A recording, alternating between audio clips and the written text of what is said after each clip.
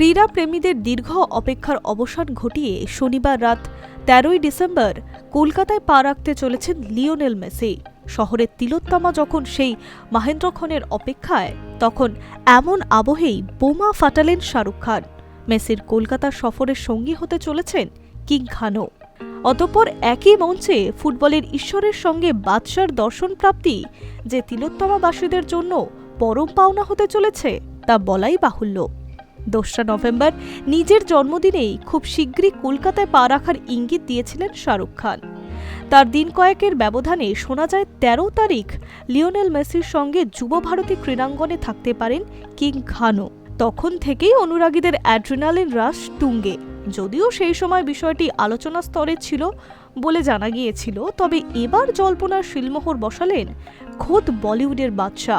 ফিল্মি কায়দায় x স্যান্ডেলে king খান লেখেন, এবার কলকাতায় নাইট প্ল্যান করছি না, বরং দিনেই মেসি রাইড হবে। তবে বলিউড সুপারস্টারের শব্দের মারপ্যাচে ঘাবড়ে যাবেন না, কারণ সেই টুইটের ধোঁয়াশা সরিয়ে শাহরুখের সংযোজন ১৩ই ডিসেম্বর সল্টলেক স্টেডিয়ামে দেখা হচ্ছে। বাদশার এই বার্তা যেন গোটা বাংলার ফুটবল প্রেমী এবং সিনেমা প্রেমীদের জন্য উন্মাদনার পারদ চড়ালো।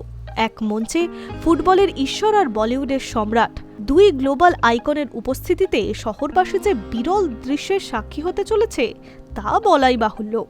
ভক্তরা বলছেন, এর থেকে বড় দিনের বড় পাওনার কী বা হতে পারে। প্রসঙ্গত, ১৩ থেকে ১৫ই ডিসেম্বর পর্যন্ত ভারতে থাকবেন মেসি। প্রথমেই তিনি কলকাতায় পা রাখবেন, সেখান থেকে মুম্বাই এবং তারপর দিল্লি যাবেন। মেসির এই সফরের অন্যতম আকর্ষণ গোট কনসার্ট। প্রাথমিকভাবে অবশ্য এই অনুষ্ঠান হওয়ার কথা ছিল ক্রিকেটের নন্দনকানন ইডেন গার্ডেন্সে, তবে শেষ পর্যন্ত তা হতে চলেছে এশিয়ার অন্যতম সেরা ফুটবল স্টেডিয়াম যুব ভারতীতে। সেখান থেকে যাবেন লেক টাউন নিজের মূর্তি উদ্বোধন করতে।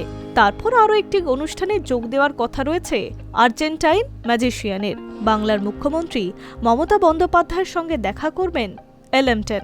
High news network.